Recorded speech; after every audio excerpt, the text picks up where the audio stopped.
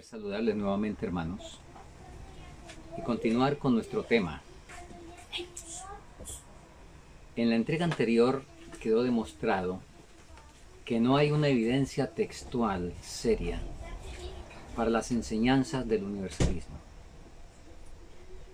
En esta última presentación procederemos de una manera un poco más puntual a examinar algunas de esas doctrinas.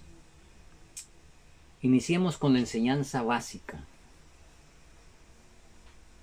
del universalismo, que predica que todos, inclusive Satanás, serán finalmente salvos. Vamos a la Biblia, por supuesto, para, en unos pocos pasajes, porque como dijimos antes, no necesitamos de los cientos, de las decenas de textos que hay, usarlos todos. Entonces vamos a ver algunos pasajes que nos hablan sobre la salvación, qué es lo que la Biblia dice. Empecemos con Isaías capítulo 37, versículo 12. Y ahí leemos lo siguiente: porque de Jerusalén saldrá un remanente, y del monte de Sión los que se salven. El celo de Jehová de los ejércitos hará esto. De Jerusalén saldrá, ¿qué? Un remanente. ¿Qué es eso de remanente? Un residuo, los que quedan. Asociada con remanente hay una voz hebrea, por allá creo que la palabra es polet, que quiere decir los que escapan. Da la idea de un fragor, de una batalla, y algunos quedaron vivos. Entonces, porque de Jerusalén saldrá un remanente, y del monte de Sión los que se salven. El celo de Jehová de los ejércitos hará esto. Sigamos leyendo. Abdías 1:17. Abdías 1:17. Mas en el monte de Sión habrá un remanente que se salve y será santo. Sigamos leyendo. Romanos 9:27. Romanos 9:27 leemos lo siguiente: también Isaías clama tocante a Israel: aunque el número de los hijos de Israel sea como la arena del mar, tan solo el remanente será salvo. Sigamos leyendo. Vamos ahora, sigamos con el Nuevo Testamento. Mateo 25. Tomemos desde los versículos 31 al 34 y luego otros posteriores. Cuando el Hijo del Hombre venga en su gloria y todos los santos ángeles con él, entonces se sentará sobre el trono de su gloria, y serán reunidas delante de él todas las naciones, y apartará los unos de los otros, como aparta el pastor las ovejas de los cabritos. Y pondrá las ovejas a su derecha y los cabritos a la izquierda. Entonces el rey dirá a los de su derecha: venid, benditos de mi Padre, heredad el reino preparado para vosotros desde la fundación del mundo. Y luego da las razones: porque tuve hambre y me disteis de comer, etc. Pasando al versículo 41 leemos: entonces dirá también a lo de la izquierda: apartaos de mí, malditos, al fuego eterno preparado para el diablo y sus ángeles. Porque tuve hambre, no me disteis de comer. Da las mismas razones que se dieron anteriormente, solo que aquellos lo hicieron, estos no. Y el resultado lo encontramos en el versículo que acabamos de leer: apartaos de mí, malditos, al fuego eterno preparado para el diablo y sus ángeles. Y, aunque ya lo dijo, en el versículo 46, repite, vuelve a insistir: e irán estos, los que acaba de mencionar, estos últimos, al castigo eterno, y los justos a la vida eterna. Mismo Mateo, capítulo 16, versículo 27. Leemos lo siguiente: Porque el Hijo del Hombre vendrá en la gloria de su Padre con sus ángeles, y entonces pagará a cada uno conforme a sus obras. El Hijo del Hombre vendrá en la gloria de su Padre con sus ángeles, y entonces pagará a cada uno conforme a sus obras. Vamos a Romanos, capítulo 2, versículo 8. Leemos lo siguiente.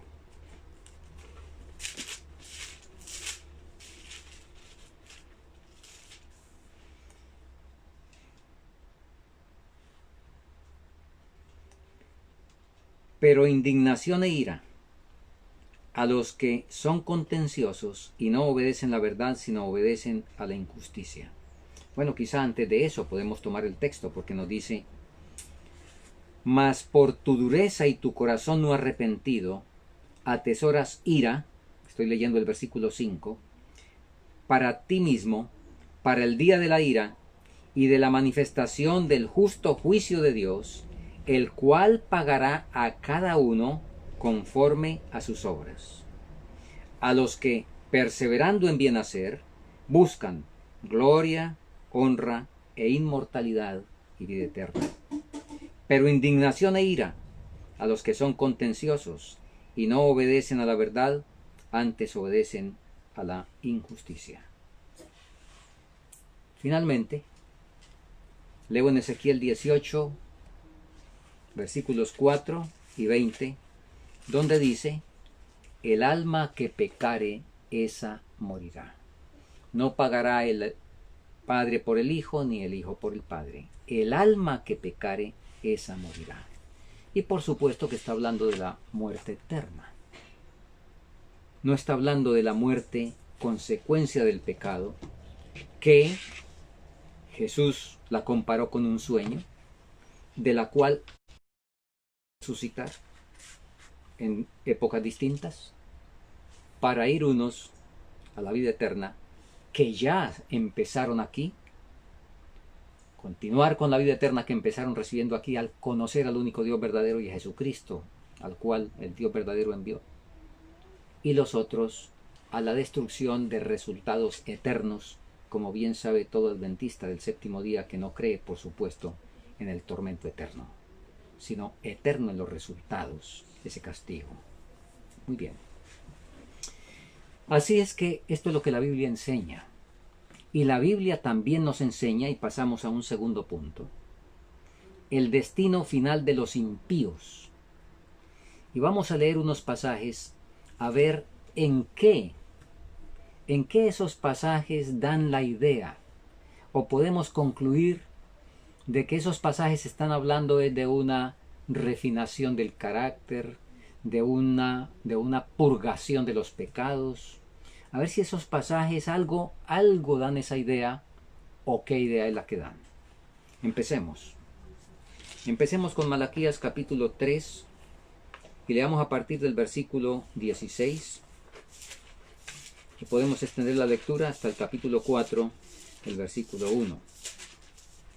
Dice así: entonces los que temían a Jehová hablaron cada uno a su compañero. Jehová escuchó y oyó, y fue escrito libro de memoria delante de él, para los que temen a Jehová y para los que piensan en su nombre. Y ellos serán míos, dice Jehová de los ejércitos, en el día que yo prepare mi especial tesoro, y los perdonaré como un hombre perdona a su hijo que le sirve. Entonces os volveréis y discerniréis la diferencia entre el justo y el impío, entre el que sirve a Dios y el que no le sirve. Y el versículo 1 del capítulo 4 explica la diferencia y el resultado. Y vamos a ver si la diferencia va a ser en que todos se van a salvar, unos habiendo ido al purgatorio, porque es la doctrina del purgatorio la que dice que después de purgar pecados entonces se es recibido en gloria. Vamos a ver si nos dice que la diferencia es que unos van a ir al purgatorio y otros no, pero que finalmente todos se van a salvar. Porque ya leímos donde entonces os volveréis y discerniréis la diferencia entre el justo y el impío, entre el que sirve a Dios y el que no le sirve. Porque, he aquí, viene el día ardiente como un horno, y todos los soberbios y todos los que hacen maldad serán estopa. Y aquel día vendrá y los abrazará, dice Jehová de los ejércitos, el cual no le dejará ni raíz ni rama. Un tremendo fuego que abraza la estopa. ¿Qué queda de la paja seca? ¿Qué queda? Sigamos leyendo, porque, cuidado, no hay que hacer doctrina con un solo texto, mucho menos con un término. Entonces vamos a seguir leyendo. Leamos Isaías capítulo 1, donde podemos seguir siendo ilustrados al respecto. Isaías capítulo 1, y empecemos del versículo 27. Sión será rescatada con juicio, y los convertidos de ella, son los que van a ser rescatados, y los convertidos de ella con justicia. Mas los rebeldes y pecadores aún serán quebrantados, y los que dejan a Jehová serán consumidos, porque ellos se avergonzarán de los olmos que amasteis, y vosotros seréis confundidos por los huertos que escogisteis. Versículo 31. Y el fuerte será como estopa, y lo que hizo como centella. Y ambos, ¿cuáles ambos? El fuerte y lo que hizo. Ambos serán encendidos juntamente, y no habrá quien apague. Consumidos aquí otra vez como estopa. Salmo 101.8. Salmo 101.8.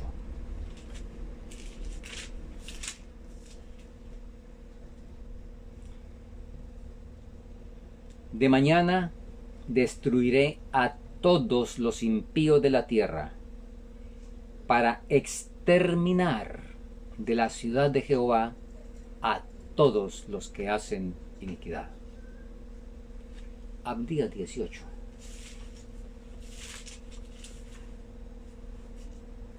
Abdías 18 leemos lo siguiente, uno de los profetas menores. Y la casa de Jacob será fuego, y la casa de José será llama, y la casa de Esaú estopa, y los quemarán. Los consumirán, y ni aun uno quedará de la casa de Esaú, porque Jehová lo habló.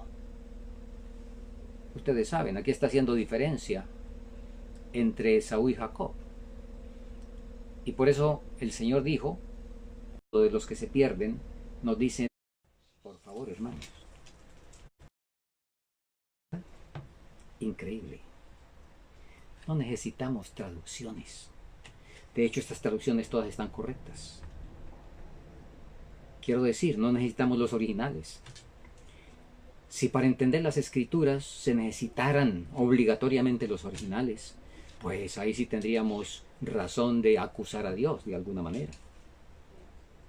Pero viene a mi mente una cita que amo profundamente, una de las tantas, donde la sierva del Señor dice que la comprensión de las escrituras por la persona común, por el pueblo, por el común del pueblo, que se somete realmente con humildad al Espíritu Santo, la hermana White dice que esa interpretación es la que más se acerca a la verdad tal como está en Jesús.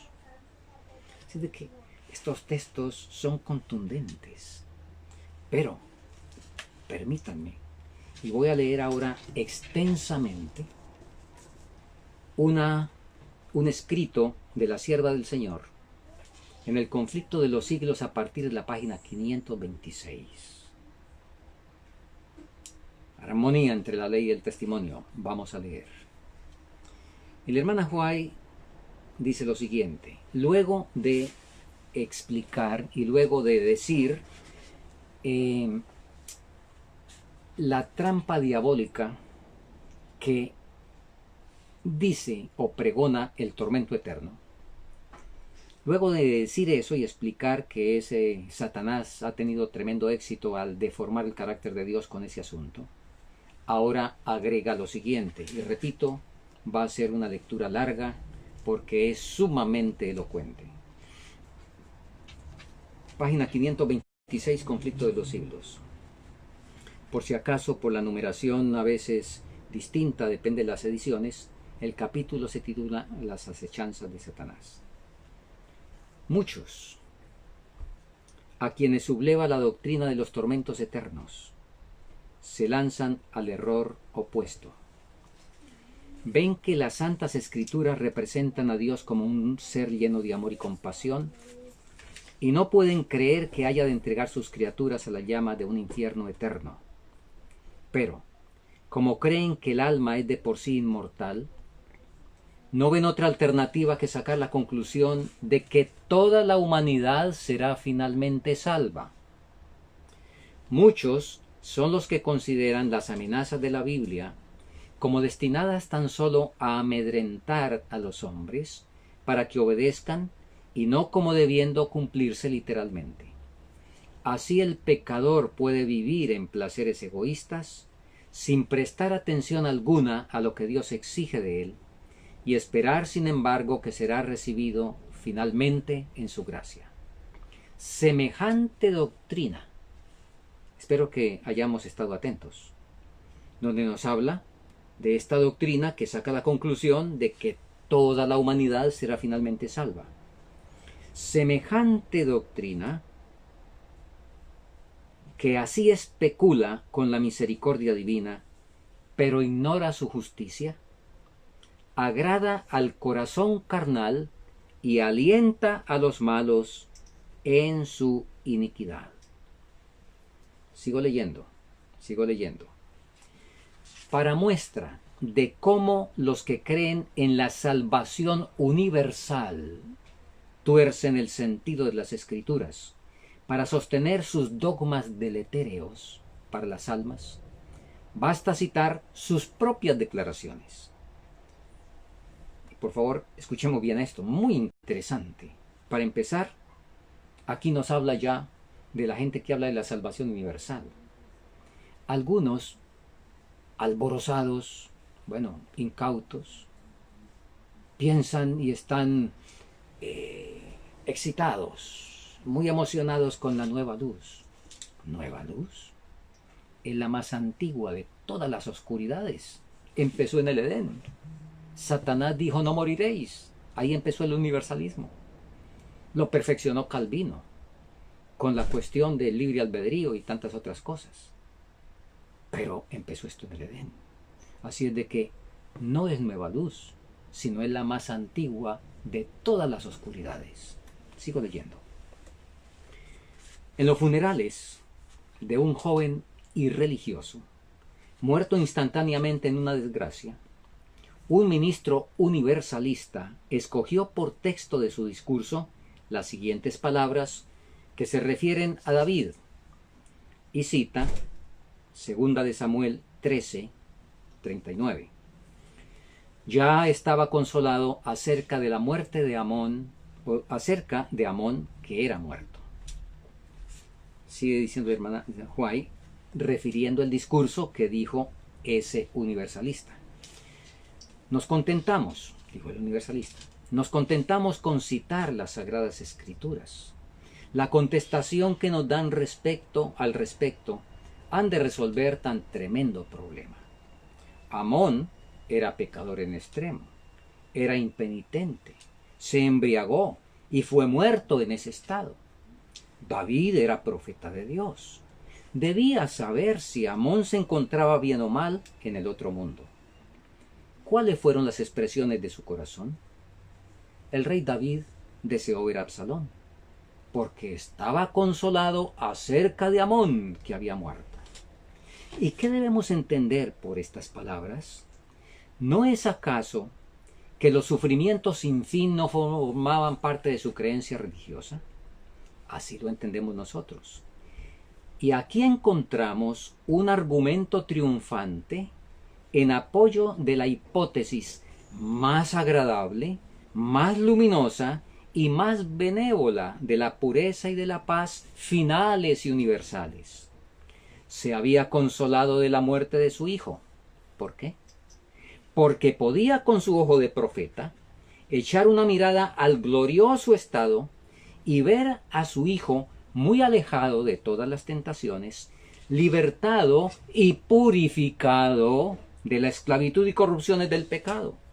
Y después de haber sido suficientemente santificado e iluminado, admitido a la asamblea de espíritus superiores y dichosos. Su solo consuelo consistía en que su amado hijo, al ser recogido del presente estado del pecado y padecimiento, había ido a donde el soplo sublime del Espíritu Santo había derramado sobre su alma oscurecida, a donde su espíritu se desarrollaría con la sabiduría del cielo y con los dulces transportes del amor eterno, a fin de ser así preparado para gozar con una naturaleza santificada del descanso y las glorias de la herencia eterna.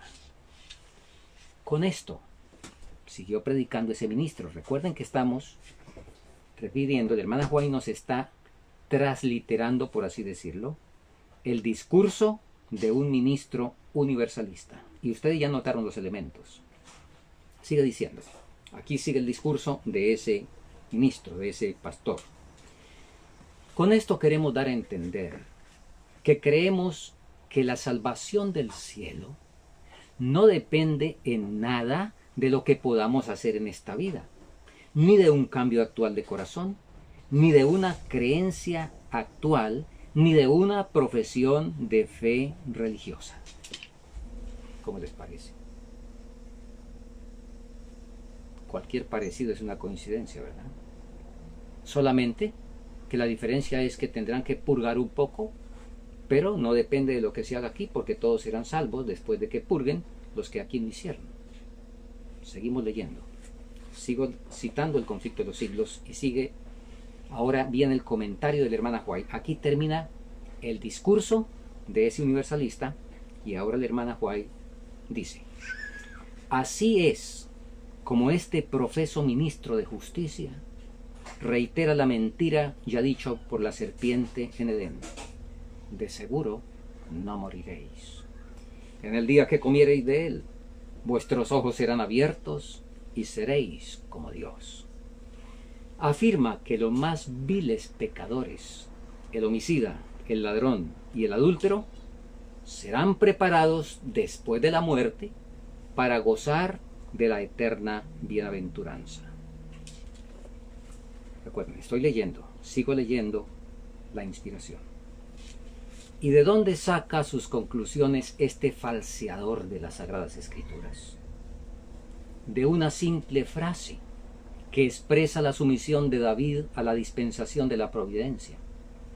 Su alma deseó ver a Absalón porque estaba consolado acerca de Amón, que era muerto. Al mitigarse con el andar del tiempo la acrimonia de su aflicción, sus pensamientos se volvieron del hijo muerto al hijo vivo, que se había desterrado voluntariamente por temor al justo castigo de su crimen. Hermana White abre admiración y dice: y esto es una evidencia de que el incestuoso y ebrio Amón fue al morir llevado inmediatamente a la morada de los bienaventurados para ser purificado y preparado allí para la sociedad de los ángeles inmaculados. ¿Cómo califica ella esto? Escuchen. Fábula amena, por cierto, muy apropiada para satisfacer el corazón carnal. Escuchen. Es la doctrina del mismo Satanás y produce el efecto que él desea. Hermano, pregunte usted, lea esto con los universalistas modernos y pregúnteles qué opinan de esto. Porque a tiempo que usan citas donde ella habló de nueva luz y donde ella habló de que nadie se preocupe y que nadie crea que las doctrinas están perfectas. Y que se cita esa declaración de la hermana White, por supuesto fuera de contexto, como prácticamente una gran cantidad de lo que se cita. A esos mismos que de pronto sacan a la hermana White con esa cita solamente, muéstreles esto y pregúnteles qué opinan.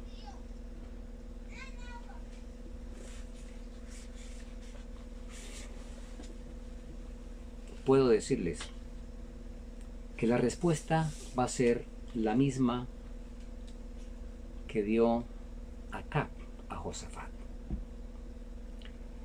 Ustedes recuerdan aquella situación de guerra con los sirios, que los sirios vinieron y se cercaron. Y ahora Josafat cometió el error de acompañar a Acab a la guerra con los sirios. Y consultaron a 400 profetas. Pero Josafat se dio cuenta qué clase de profetas eran y preguntó: ¿no hay aquí algún profeta de Jehová al cual le preguntemos? Ustedes recuerdan la respuesta de Acab: sí, hay uno, Micaías, hijo de Imla, pero yo lo aborrezco. ¿Por qué? Porque me profetiza mal. O yo lo aborrezco porque no dice lo que a mí me gusta, no dice lo que yo quiero oír, porque me contradice. Yo lo aborrezco. Pregúntele a los universalistas qué dicen de esto que acabo de leer. Y no serán tan francos como acá de decir: yo aborrezco a Elena de White. Pero muy posiblemente le van a decir: bueno, el conflicto de los siglos hubo 3 ediciones. El problema es que el conflicto de los siglos fue manipulado. Eso toca revisarlo. El conflicto de los siglos finalmente, pues quién sabe si será totalmente confiable. Y posiblemente le van a decir algo parecido.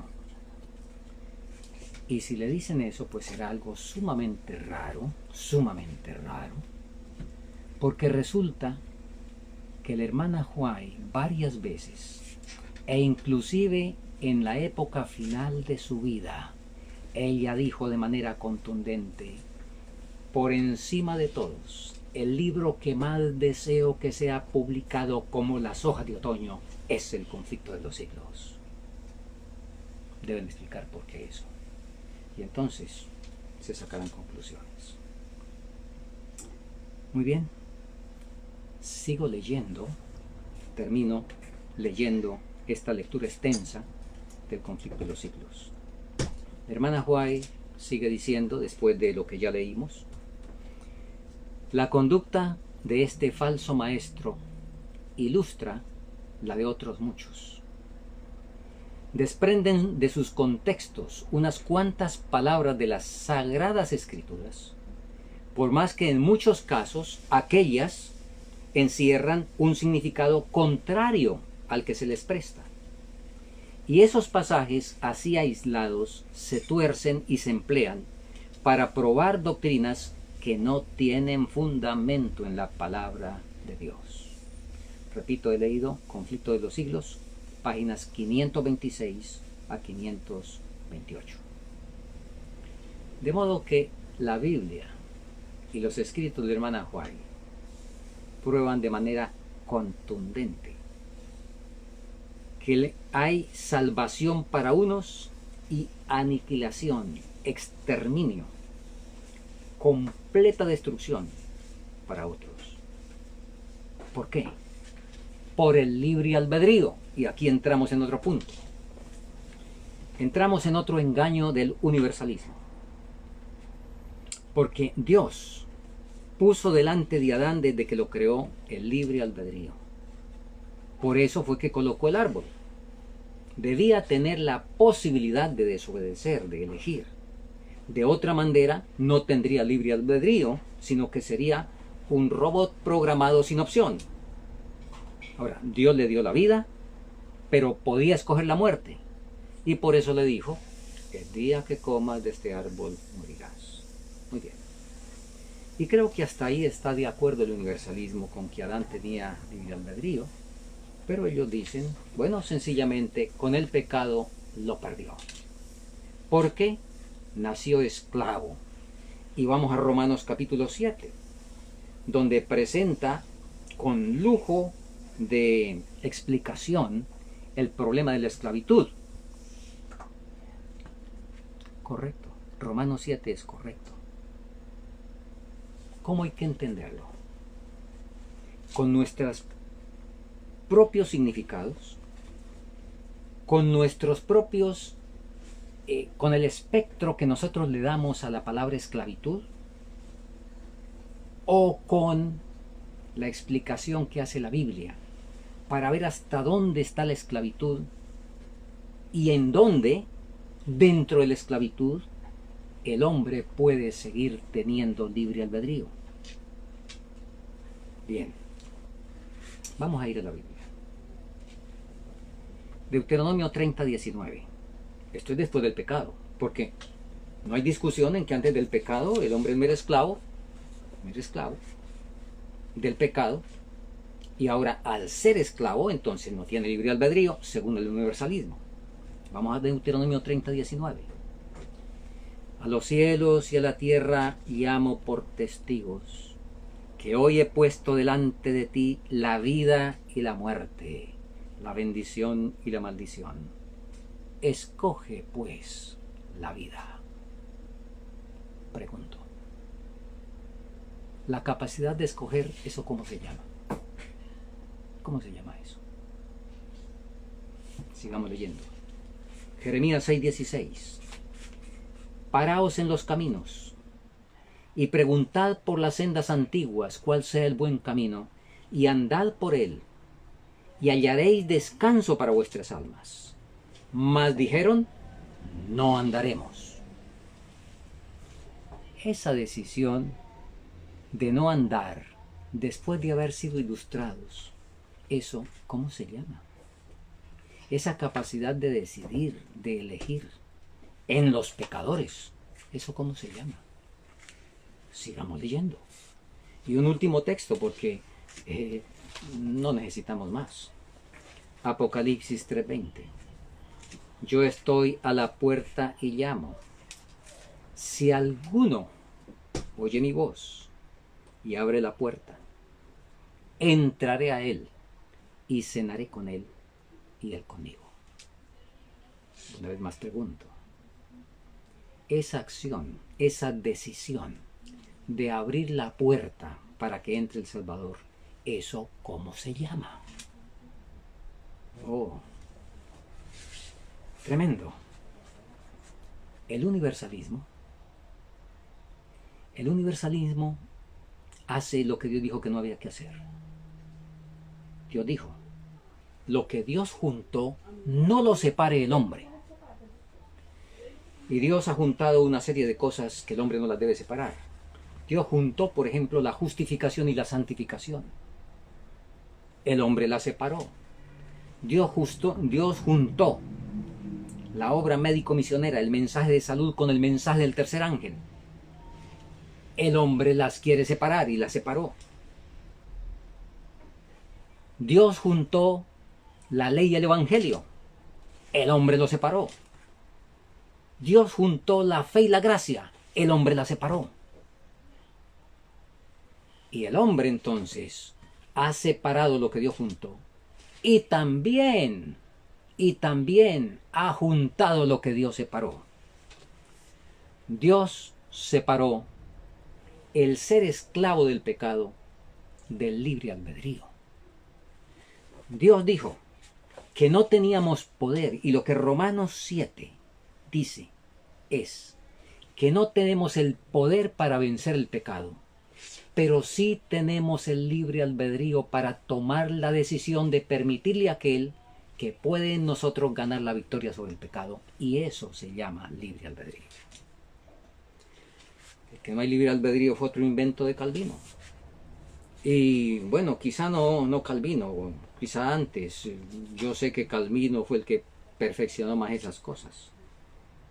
Pero las escrituras en ninguna parte insinúan de que el hombre perdió por completo el libre albedrío, que lo perdió por el problema del pecado y que por lo tanto ahora Dios tiene que decidir por él.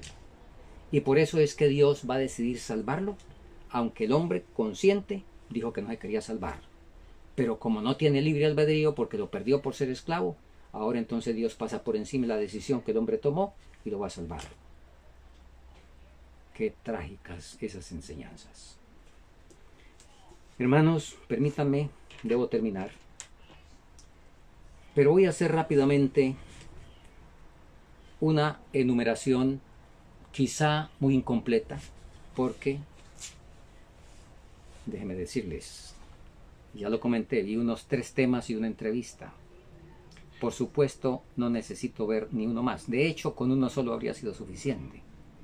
Pero en aras de algunos aspectos y hermanos especialmente que tienen dificultades y tenían situaciones, pues vi algunos temas más. Así es de que la lista que voy a hacer no es exhaustiva porque no sé qué más cosas se digan. Pero voy a presentar algunos sacrilegios del universalismo. En primer lugar, y aquí voy a hablar de 3 mentiras. El primer terrible sacrilegio es tratar a Dios de mentiroso. Pretender decir que no, pues sencillamente es un insulto a una inteligencia normal. Pretender decir que el universalismo no enseña eso. Porque Dios le dijo al hombre, el día que de él comieres morirás. Dios dijo, morirás. ¿Va a morir? Sí, desobedece. Satanás dijo que no va a morir. Y aquí déjenme comentar lo siguiente. Si fuera cierto la doctrina de que los malos, incluido Satanás, después de pasar por el purgatorio del lago de fuego, son salvos, en el cielo tiene que haber algún jefe, tiene que haber alguien que gobierne, a pesar de que todo sea armonía, tiene que haber un orden, por supuesto. ¿Por quién hay que votar en ese caso? Pues hay que votar por Satanás, que sea el regidor del universo. Porque Dios, por más de 6.000 años a nosotros, la raza humana nos dijo mentiras. Dijo que el alma que pecare esa moriría. Y todos los pecadores están en el cielo. ¿Quién tiene razón? Satanás, que dijo no moriréis. Así es de que, ¿usted por quién daría el voto si tiene que votar? ¿Por alguien comprobadamente mentiroso durante 6.000 años? ¿O por alguien que le dijo la verdad, pero lo calumniaron y le dijeron que era mentiroso durante 6.000 años, pero al final usted descubre que resulta que tenía razón? Esto no es nada menudo. Así es de que el universalismo llama a Dios mentiroso, en varias formas. Una segunda cosa en la cual dice que Dios es mentiroso es porque Dios dijo, sin santidad nadie verá al Señor. Esa es otra mentira. Si el universalismo tiene razón, esa es otra mentira. Una tercera mentira. Dios dice en su palabra que el hombre tiene libre albedrío. Pero resulta que el universalismo descubrió que no tiene libre albedrío porque un esclavo no es libre. Además, luego de tratar a Dios así, de esa manera, el universalismo presenta a Dios como a un tirano que maneja robots. ¿Por qué? No respeta la libre elección. Los hombres que en sano juicio eligieron la muerte, aquí, en el tiempo de gracia que tienen, resulta que Dios los va a cocinar con fuego hasta que sean obligados bajo tortura a decirle a Dios que sí y aceptar el cielo que ellos de una manera tranquila, de una manera lúcida y por su propia y espontánea voluntad dijeron que no. Al punto, en el momento quiero decirles que en muchos países de este mundo tan desbaratado como lo tenemos, sin embargo, en muchos países no se le da valor probatorio a las confesiones obtenidas bajo tortura. Pero según el universalismo, Dios sí queda complacido por los rumbos que tomó la gente bajo tortura, bajo el cocinarlos con el fuego. El universalismo endosa y pregona la doctrina del purgatorio que el hombre de pecado inventó en la Edad Media.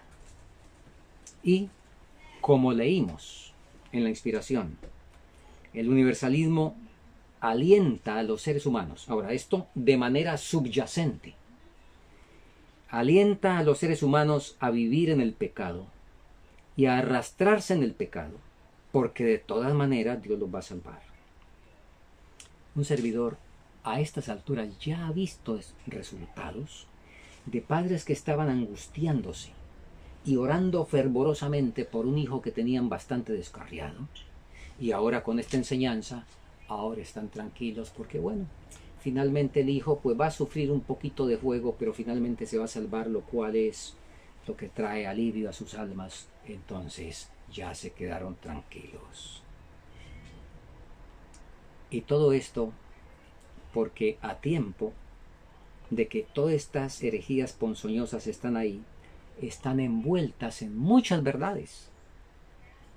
No olvidemos, Elena de White dijo claramente, y eso está en el libro de Evangelismo, el parásito del error se alimenta del árbol de la verdad.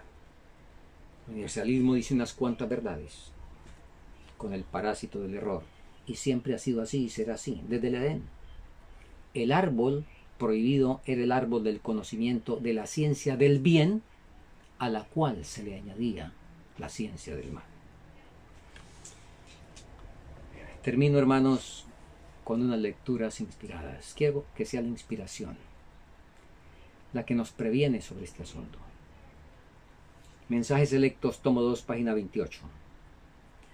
Hombres que piensan tener la verdad presentarán toda clase de doctrinas concebibles fantásticas y engañosas. Conflicto de los siglos, página 516, capítulo Las acechanzas del diablo. La lectura anterior era del capítulo El misterio de la inmortalidad. Quizá comenté Acechanzas del diablo, esa lectura larga, pero era del capítulo Misterio de la inmortalidad. Ahora sí, capítulo Las acechanzas del diablo, página 516, leo. Innumerables son las doctrinas erróneas y las ideas fantásticas que imperan en el seno de las iglesias de la cristiandad. Es imposible calcular los resultados deplorables que acarrea la eliminación de una sola verdad de la palabra de Dios. Pocos son los que, habiéndose aventurado a hacer cosa semejante, se contentan con rechazar lisa y llanamente una sencilla verdad. Los más siguen rechazando una tras otra los principios de la verdad hasta que se convierten en verdaderos incrédulos. He visto, sigue diciendo la sierva del Señor, escuchemos esto. Testimonios Selectos, tomo 5, página 17. He visto el resultado de esas ideas fantásticas respecto a Dios. Son la apostasía, el espiritismo y el amor libre. Hermano, quizá usted dirá, no, pero hasta ya no, tampoco. Le recuerdo que Pedro, cuando Jesús le dijo cuáles iban a ser sus resultados esa noche, Pedro le dijo, Señor, por favor, no exagere las cosas. Señor, por favor, yo estoy listo aún a morir por ti. No, hasta allá no. ¿Qué pasó? La sierva del Señor dice, y hago este llamado a algún hermano, pero digámoslo, incauta, haya estado simpatizando con este tipo de doctrinas, que hagan alto, porque la sierva del Señor dice claramente en qué va a parar esto: apostasía, espiritismo, amor libre, entre otros problemas. Entonces, que haga un alto, pregunte cuál es el buen camino, ande por él y decida que no va a escuchar las voces que el Señor condena en su palabra. Hemos llegado, dice la sierva del Señor, Hemos llegado a un tiempo cuando hay que llamar las cosas por su verdadero nombre. Tal como lo hicimos en los primeros días, debemos levantarnos ahora, dirigidos por el Espíritu de Dios, para censurar la obra de engaño. Algunos que ocupan puestos importantes en la obra de Dios están impartiendo enseñanzas similares a las que tuvimos que combatir después de 1844. Vimos el cumplimiento del pasaje bíblico según el cual, en los postreros tiempos, algunos apostatarán de la fe, escuchando a espíritus engañadores y a doctrinas de demonios. Esto está escrito en The Southern Watchman, o sea, el Centinela del Sur, 5 de abril de 1904. Registrado también en Mensajes Selectos del tomo 2, la página 29. Termino con las palabras inspiradas. Amados, no creáis a todo espíritu, sino examinad, probad los espíritus si son de Dios, porque muchos falsos profetas han salido por el mundo. He aquí, he puesto delante de ti la vida y la muerte, la bendición y la maldición. Escoge, pues, la vida, para que vivas tú y tu descendencia para siempre. Oremos. Nuestro Dios y Padre, ¿qué deuda tenemos contigo por la iluminación de tu palabra? Que nuestro espíritu siempre se mantenga humilde, porque será la salvaguarda frente a los espíritus de error y doctrina de demonios. Que seamos realmente humildes de corazón y sinceros, para de esta manera permitir que tu Espíritu siempre nos guíe a toda verdad. Lo agradecemos en el nombre de Cristo Jesús. Amén.